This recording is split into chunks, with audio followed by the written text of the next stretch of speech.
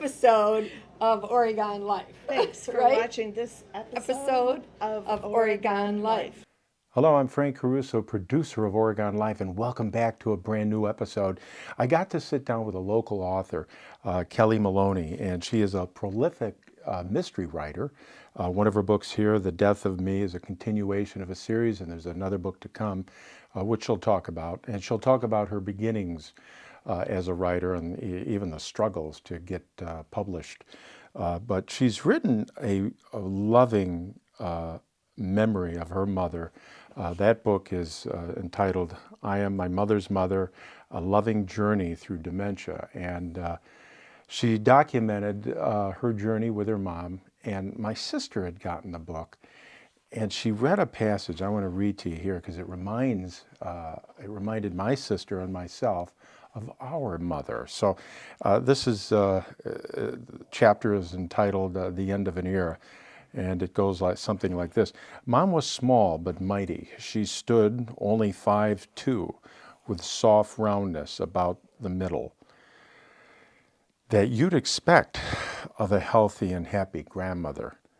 She tinted her hair in a light amber blonde and applied her makeup with care, mindful never to step foot outside the house. That is my mom. When my father drove up, she'd run to the bathroom and apply her makeup. I never saw her without makeup, actually, when she was outside the house. The book is a beautiful memory of Kelly's mother and the struggles she went through with her mom on that journey of dementia. I encourage you, of course, to buy her mystery books, but if you're going through this with a parent, get it. It's it's a kind of a diary of her journey with her mom.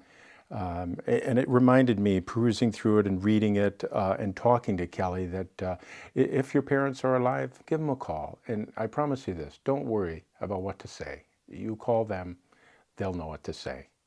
Enjoy this episode of Oregon Life. Hi, I'm Kelly Maloney. I'm a new author in town, and I have 3 novels so far.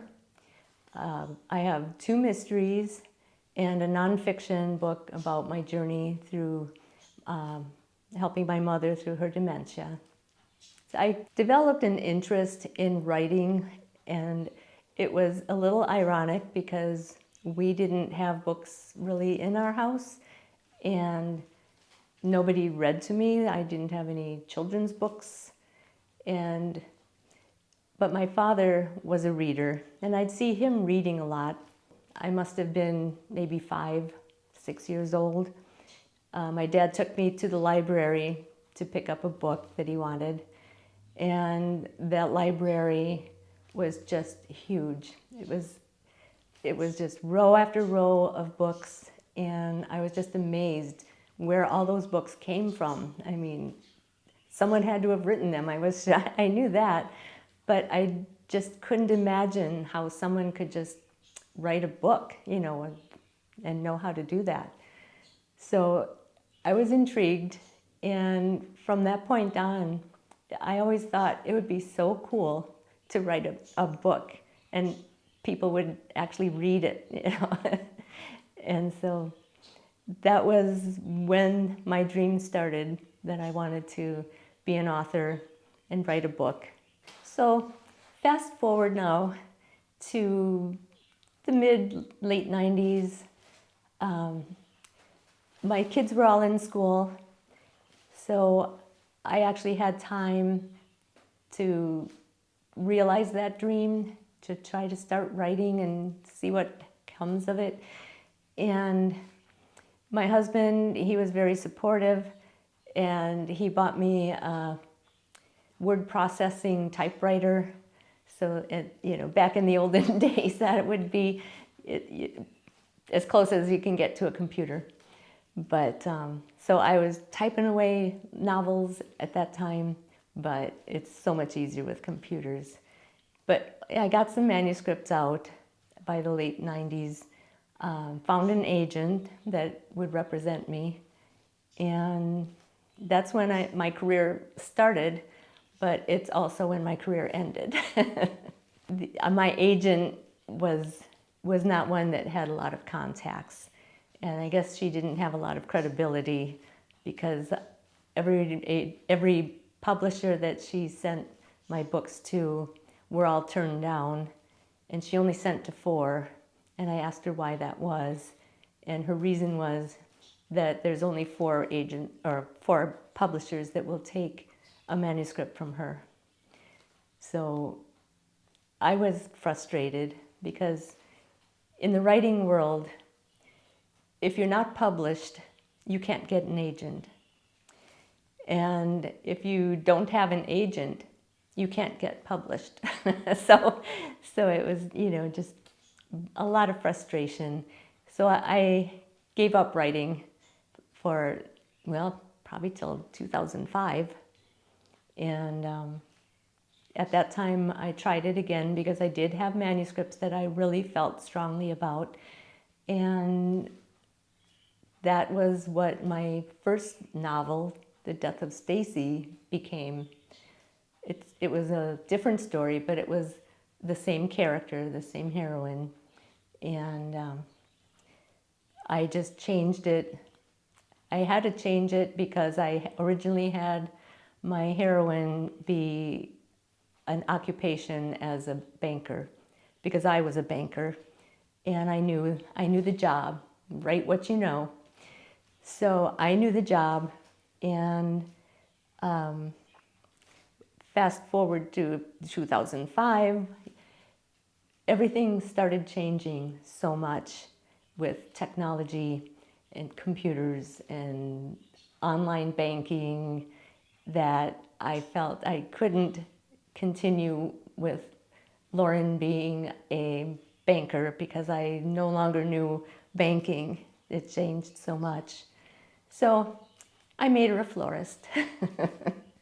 Not that I know anything about being a florist, but I just kind of use my wits and as I'm writing, I'm thinking, well, now what would Lauren need to do in order to run a flower shop? And I just kind of worked out what things need to be done. You need to order flowers, you need to know how to make flower arrangements, and you have to do funerals. There's a myriad of things that you can do and keep the plot lines going. So she became a florist, and that's what she is doing in The Death of Stacy. So getting back to The Death of Stacy, I was finding when people that read the book, that know me, and reviews on the book, they were all very positive.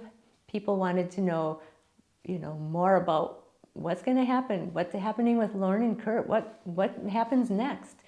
And it occurred to me that maybe I should make a sequel, so that this can continue, the story can continue.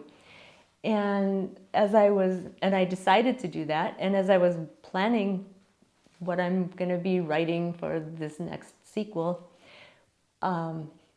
it just seemed like, maybe we could just keep this going as far as, if there's still interest with Lauren and Kurt, that maybe we should make it a series and an ongoing series. And, my writing is turned into an obsession. And it's like I am just hungry for the next one. I can't wait. I'm not quite done with my 3rd novel yet, but I'm already thinking about what it's going to be for the next one.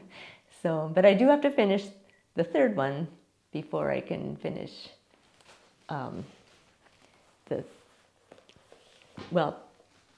The Death of Me is the sequel to The Death of Stacy.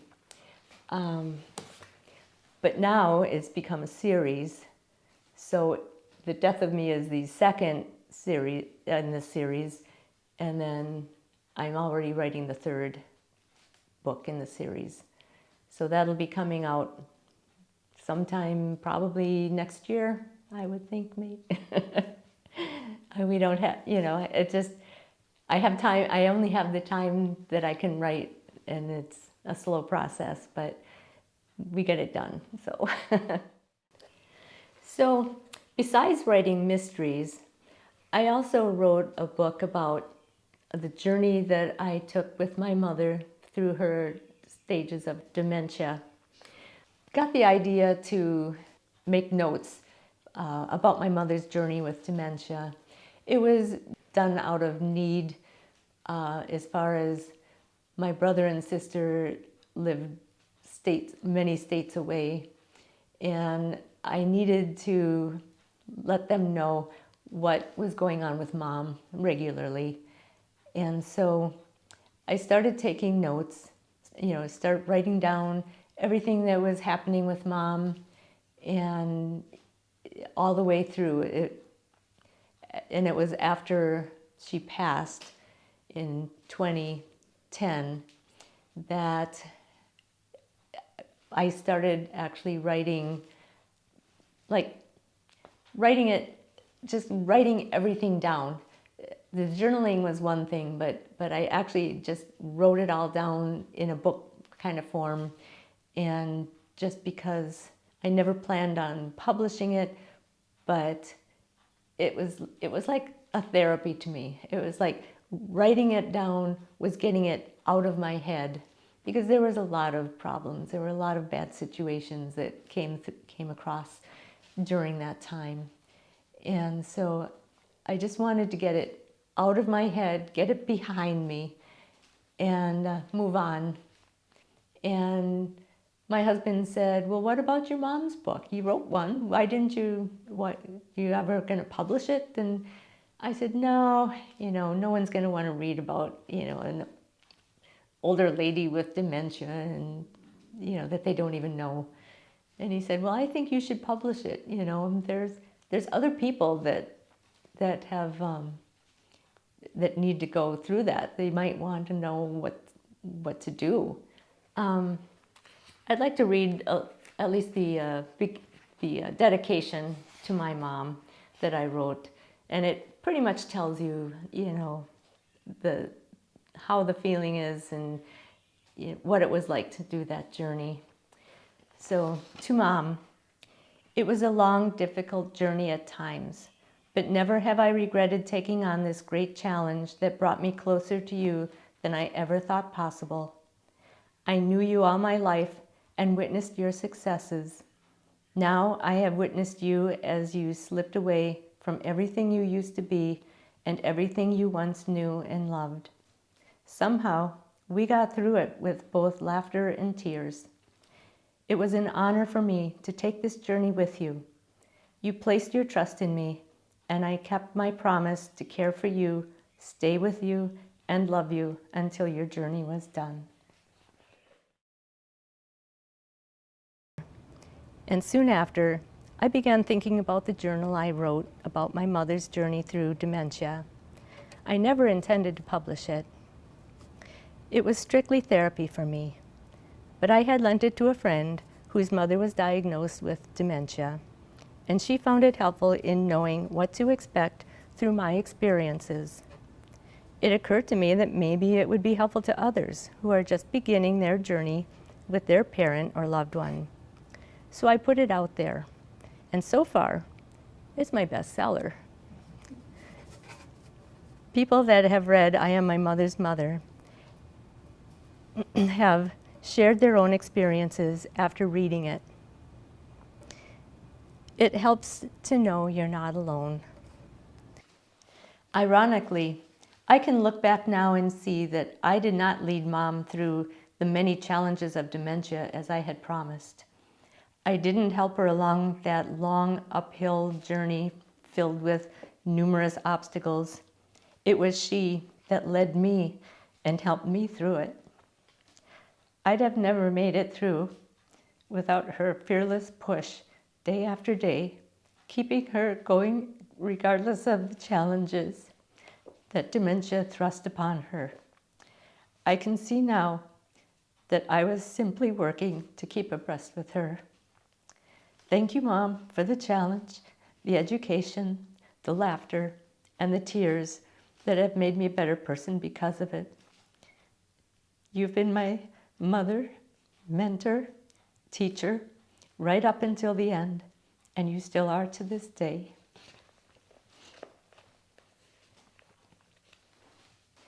Thank you for watching this episode of Oregon Life. If you want to find out more about my books, go to the link below.